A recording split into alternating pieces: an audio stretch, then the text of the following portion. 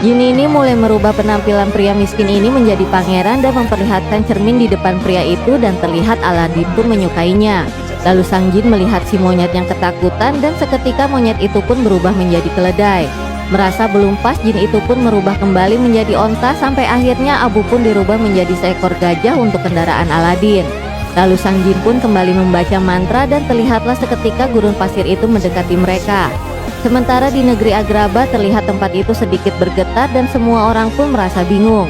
Sang raja dan Perdana Menteri Jafar yang sedang bingung ikut merasakan juga getaran itu. Tak lama kemudian kehebohan pun muncul di pasar, orang-orang di sana pun diminta menyingkir dari jalan. Dan terlihat sekelompok rombongan prajurit mulai memasuki gerbang kota.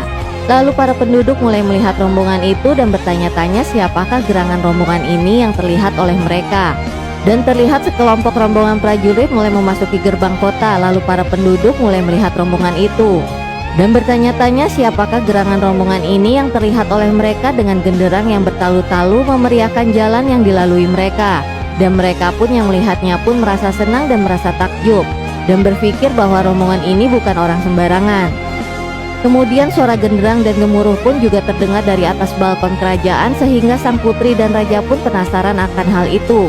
Dan mereka pun terus melihat deretan para prajurit yang memasuki gerbang kota dengan begitu meriah. Dan terlihat para pengiring rombongan itu memakai pakaian yang bagus-bagus, seperti menunjukkan bahwa mereka berasal dari negeri yang sangat kaya dan makmur. Kemudian mereka pun mulai bernyanyi untuk memberikan jalan kepada Pangeran Ali. Dan terlihat sang jin yang menyamar menjadi manusia mulai bernyanyi mengenalkan tuannya, yaitu Pangeran Ali dari negeri Abwawa yang sangat tampan dan dermawan. Dan terlihat suasana di tempat itu begitu meriah dan terlihat gembira. Para penduduk pun bergerombol berdiri di sisi jalan untuk menyaksikan aksi dari rombongan tersebut, sembari penasaran akan sang Pangeran Ali, pemimpin dari rombongan mereka. Kemudian sang jin menunjukkan sang Pangeran Ali yang terlihat gagah menaiki sebuah gajah, dan semua yang melihatnya pun menyambutnya dengan sukacita. Dan para gadis-gadis yang melihatnya pun merasa terpana karena sang jin pun berkata kalau sang Pangeran Ali mempunyai 10.000 budak dan pelayan dan 75 unta emas serta berbagai kemewahan lainnya. Meski begitu ia pun sangat dermawan, dan terlihat sang Pangeran Ali mengambil koin emas dan mulai membagikannya kepada orang-orang di sekitarnya. Sampai akhirnya ia pun berhenti di hadapan sang raja dan para pembesar istana kerajaan, dan terlihat sang raja pun menyukai kehadiran mereka yang membuat suasana menjadi meriah, serta Pangeran Ali yang ikut datang untuk berkompetisi melamar putrinya. Kemudian Pangeran Ali masuk di dalam istana kerajaan, dan terlihat sang raja dan sang putri keluar menemuinya dan memberi hormat kepadanya.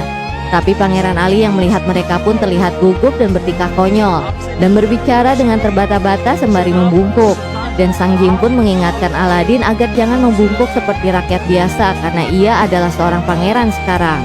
Lalu Perdana Menteri berkata, "Di manakah negeri Abwawa itu? Aku baru mendengar." Dan Aladin yang mendengar itu pun bingung menjelaskannya. Dan mereka pun berdua menunjuk ke arah yang berlawanan. Dan semua yang ada di sana pun terdiam. Lalu mereka pun mencoba menjelaskan di mana Abwawa itu. Dan sang raja pun berkata, "Mungkin Pangeran Ali datang dari jauh dan kita tidak mengetahui ada negeri itu sampai sekarang." Dan Pangeran Ali pun tertawa terbahak-bahak mendengar itu. Dan sang jin pun merasa malu atas apa yang dilakukan oleh Pangeran Ali. Lalu sang jin pun bertepuk tangan, dan kemudian terlihat para pelayan membawa begitu banyak hadiah untuk sang putri. Tapi sang putri yang memang tidak mengenali Aladin karena pengaruh sihir Aladin pun hanya memandangnya sebagai orang lain yang memang hanya datang untuk berkompetisi seperti pangeran lain yang ingin melamarnya. Ia tidak tahu kalau sebenarnya pria itu adalah si pencuri yang ia temui di pasar sebelumnya. Lalu kemudian sang putri pun pamit pergi meninggalkan ruang itu. Dan sang raja yang memang tertarik kepada Aladin pun mengundangnya untuk datang dan bergabung menghadiri pesta yang diadakan nanti malam. Dan Aladin yang mendengar itu pun mengiyakan akan hadir dan memberi hormat. Malam harinya Aladin datang ke pesta itu bersama dengan sang jin yang menasehatinya untuk tetap tenang dan harus bertingkah seperti pangeran agar tidak mempermalukan dirinya. Tapi tiba-tiba dari sebuah sudut terlihat seseorang memanggilnya, dan ternyata itu adalah Perdana Menteri yang sepertinya sengaja menunggunya. Lalu ia pun meminta kepada Aladin untuk berbicara empat mata dan menyuruh pelayannya pergi, dan sang jin yang mendengar itu pun beranjak menjauh dari Aladin. Lalu sang Perdana Menteri berkata, "Sepertinya aku tahu kamu siapa." Dan Aladin yang mendengar perkataan Menteri Jafar pun terkejut. Lalu Perdana Menteri berkata kembali, "Ya, kau seorang pangeran yang berambisi untuk mendapatkan sang putri." Merasa penyamarannya belum terbongkar, Aladin pun merasa lega dan berkata, "Oh, sepertinya tadi aku melihatmu." Lalu sang Perdana Menteri pun berkata, "Aku Jafar, Perdana Menteri kerajaan ini, dan aku bisa membantumu mendapatkan sang putri." Mendengar itu, Aladin pun hanya tertawa dan berkata, "Terima kasih, tapi aku bisa sendiri," dan berniat meninggalkan si Perdana Menteri. Tapi kemudian Jafar membesarkan suaranya dan mencoba mempengaruhi Aladin, tapi untungnya Sang Jin dengan cepat mengajaknya pergi sembari berkata, "Aku merasa dia orang jahat." Akhirnya mereka pun sampai di tempat pesta itu dan terlihat sang putri Yasmin dan pelayannya Dahlia sedang memandang ke arah Pangeran Ali yang sebenarnya adalah Aladin.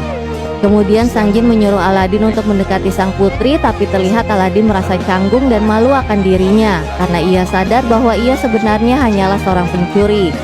Tapi kemudian jin itu mengeluarkan sihirnya dan terlihat Aladin yang masih berdiri perlahan mendekati sang putri berkat sihir sang jin.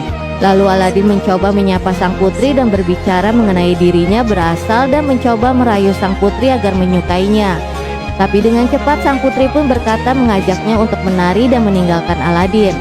Dan Aladin yang panik pun melihat ke arah jin karena ia tak bisa menari, tapi sang jin hanya tertawa dan menyuruh Aladin menari.